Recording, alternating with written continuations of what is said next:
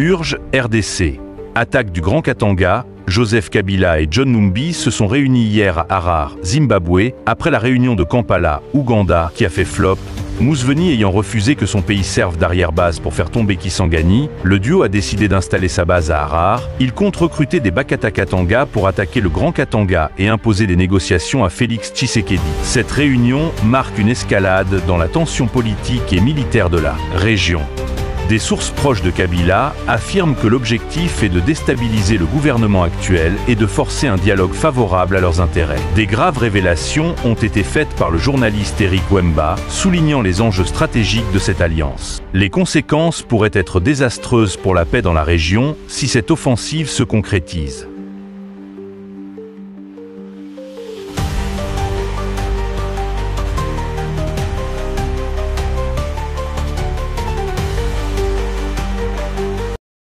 Suite aux pressions diplomatiques, Kagame ne peut plus continuer la guerre en République démocratique du Congo. L'homme fort du Kigali est sommé par les grandes puissances de ce monde de respecter l'intégrité territoriale de notre pays. Face à cette pression, ses alliés à Kinshasa, qui pensaient à travers Kagame prendre les pouvoirs à Kinshasa, sont de plus en plus désillusionnés. Joseph Kabila, qui a organisé l'attaque de Goma et de Bukavu, est aujourd'hui en difficulté pour réaliser son rêve de renverser Tshisekedi. Mais maintenant, il imagine un autre plan. Après l'ère réunion de l'Ouganda, qui a tourné à l'eau de boudin, Museveni a refusé que son pays sert de base arrière pour la prise de Kisangani. Kabila a un dernier plan que nous allons faire échec. Ces plans, nous l'avons déjà annoncé, c'était justement d'attaquer les Grands Katanga. Prendre les Grands Katanga pour obliger Tshisekedi à négocier avec eux en position de faiblesse.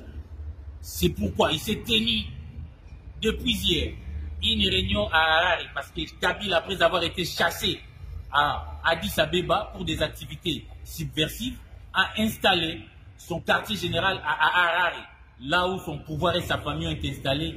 Ont investi beaucoup de richesses. Ils ont tenu une réunion à Harare avec John Numbi pour imaginer comment attaquer les Grands Katanga avec des relais locaux. Et John Numbi, là où il se trouve en Afrique australe, recrute les Bakata Katanga pour attaquer les Grands Katanga. C'est cela le dernier plan de Kabila, parce qu'il ne peut plus progresser avec la guerre. Kagame n'en peut plus. C'est pourquoi ce plan doit pratiquement échouer. C'est comme ça que Kabila voulait aller s'installer à Goma. Mais malheureusement, il a testé l'opinion. Toute l'opinion congolaise aujourd'hui s'est levée contre cette option de Kabila de déstabiliser la RDC à partir de Goma. C'est comme ça qu'il imagine comment il peut attaquer directement les Grands Katanga pour renverser le pouvoir de Kinshasa. Parce que Kabila a créé, parce qu'il n'y a pas en réalité une crise politique, mais Kabila a créé une crise. D'après lui, la crise en République démocratique du Congo a commencé en 2021, après la rupture FCC-Cash. Et que Kabila aurait trahi les deals, et Tshisekedi aurait trahi les deals, il doit lui remettre son pouvoir.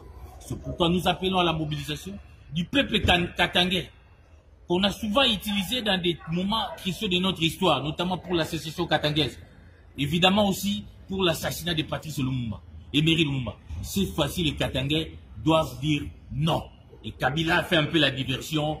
Même quand il vous dit qu'il va s'installer à Goma, c'est une diversion parce que nous, d'après nos informations, depuis la prise de Goma, Kabila fréquente régulièrement Goma, où il est logé dans sa résidence. Sa résidence est aujourd'hui gardée par le M23. Kabila, c'est lui le parrain du M23. Ce n'est plus un secret.